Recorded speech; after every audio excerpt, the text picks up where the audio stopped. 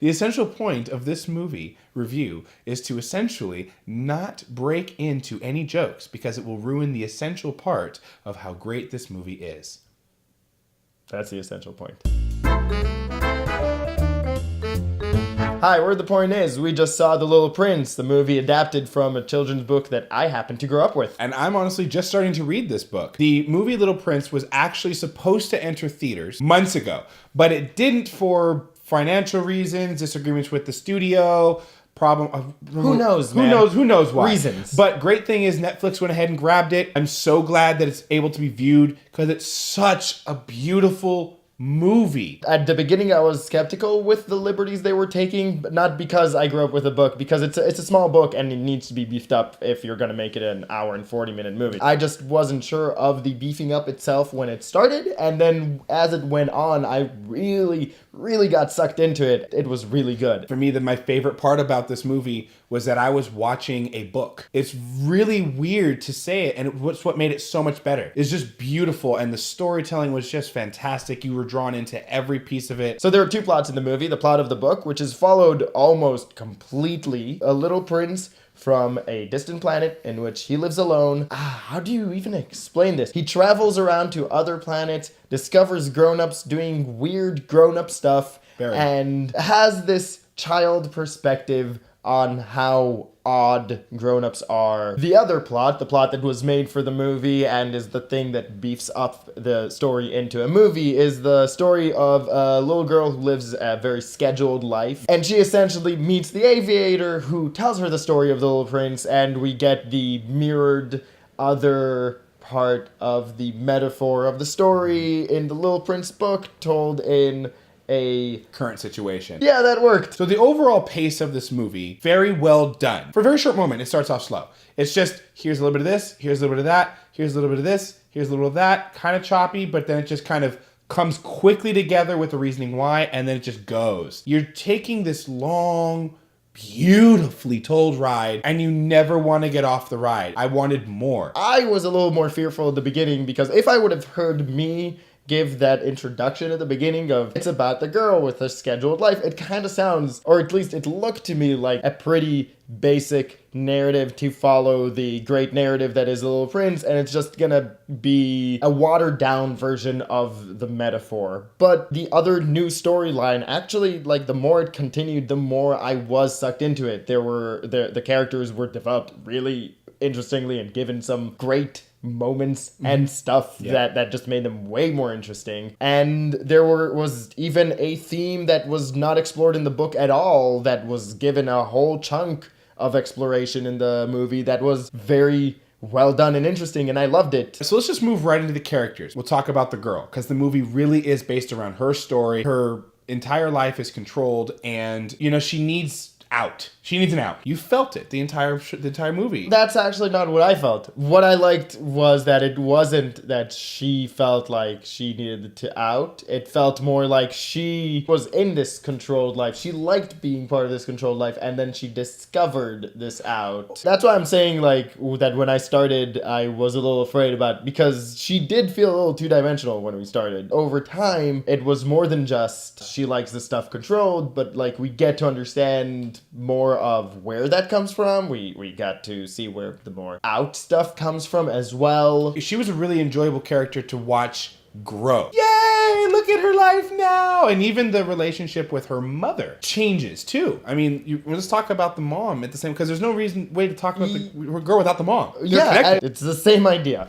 She also seemed two-dimensional when we started, and the more the thing continued, we get so much more from her character through little things that happen in the movie that just give her more dimensions and give her, like, better motivations and things about her characters that are not just that's what she is, but a more rounded idea. You really connect with both of those characters very well as the story progresses, and they just become more and more in depth. When you combine that with the third character that's really important, with the aviator, living right next door to this perfect suburbia. I mean, it is Pleasantville all over the place. And then right next to one house is this Mr. Frederickson looking house. Balloon thing over here, bird poop all over the place. You know, he lives right next to this perfect suburbia, so everyone's like, oh my god, it's him. I don't want to deal with him. He's really kooky, but he's really sweet. He mixes with the little girl so well. I really love The Aviator. To me, without The Aviator, the movie would have been half of the movie involving entertainment value. The Aviator is also the connecting thread between the two plot lines, which makes me want to talk about the character of the little prince. The magic was there, and that's I don't know if it's even like that possible to capture that magic. Translating the magic of a character from book to screen just seems so amazingly difficult for me, because the magic of that character in its written form is a magic that each one of us perceives differently, and the way that it's portrayed on screen is like, no, this is his voice and this is his mannerisms,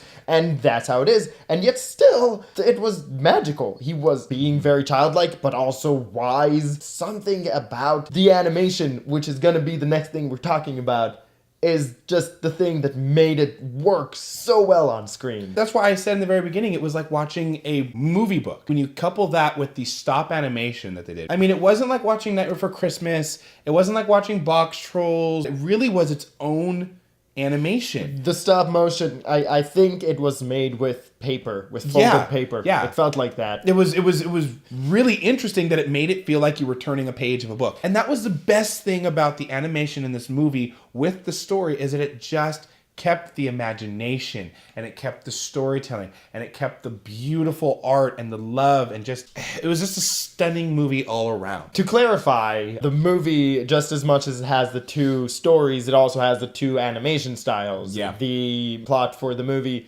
is in a CGI animation, and the book is in that stop motion, amazing stuff. So the stop motion things, Phenomenal. just phenomenal. And the CGI part of it was quite different. Was almost a step back from where current CGI is right now, but it worked. There were moments where you would see them running, and it would look kind of like they're doing the whole floating thing, like they couldn't actually make legs move real fast, so it was like, but because of how they mixed it with the story at certain moments, and then the stop animation, and then the emotion, and then the colors, oh my god, all that stuff into it, I felt that it worked. I didn't feel that it worked as much as it just didn't subtract. So it was obvious that the animation just wasn't as fine-tuned as some of the more recent things we have seen. And, you know, it might have been budgetary reasons. It probably was budgetary reasons. The point that I'm getting to is that, yeah, you know, there was all sorts of little things where I could see, you know, they had to just not make it as polished and as amazing as it maybe could have been, but it also didn't take away from what the movie was going on. And let's talk about the music. There's just a bunch of small little songs throughout the movie that were just great. They were perfect. There were these little French ditties. Englishified French songs. Kind of reminded me a little bit of the Ratatouille soundtrack, which is, exactly. I see it as completely a good thing, because I love the Ratatouille soundtrack. Absolutely, everything about Ratatouille was amazing. I didn't listen to the lyrics that much, but every time I did, it seemed like they were on point, but not too heavy-handed. The soundtrack was phenomenal. It kept you in the mood. And it's not that this movie is without fault. Without talking specific spoilers, the whole thing in the third act started going a little too heavy-handed for me, but that was also mixed in with a lot of really creative and imaginative stuff. It's not quite small enough for me to call it a nitpick, which is why I feel like I really want to say it, but it's also inside so many other things that were better and overshadow that it doesn't take away from my liking of the movie. Overall, they did a very good job, but I agree. There's like one or two points in there where you're kind of like, all right, that's a little much. You don't hate it, but you're not in love with it like you were everything prior. And rolls into that final, you're back into that. Oh, thank God. Oh, wow. And much like the book itself, I think this is not kids' movie. This is family movie. This finds its place so neatly into that place where both adults and children will enjoy it. The Little Prince, both the book and the movie, are kid stories made for adults. And I think that's what makes it so good on the artistic side of it. Highly recommend this movie. I'm so glad that it came out. If you have a Netflix account, the hour and 45 minutes to put into this movie is definitely worth it. I agree. Absolutely. You got the point. And this is the end slate, where we like to talk about just, another anecdote about the movie. But while we're here, you can click on, I think that's A Secret Life of Pets, and that would be Suicide Squad. Yes. And that's a subscribe button. Somewhere Somewhere there. Yeah. And while we're here, actually, I do want to talk about another point. So my fiance actually noticed in the movie. Through the whole review, you've heard us say the little girl, the aviator, the mom, because there aren't any names. No one is named in the movie, and I think that's really cool. I think it's cool because that's something that comes from the book. And you may not even notice it. I didn't notice it. I didn't notice it either. She noticed it, and I was like, oh my god, you were right, that was awesome. You know who did actually stay two-dimensional? The suburbs Never changed. never changed from being just, we're so proper.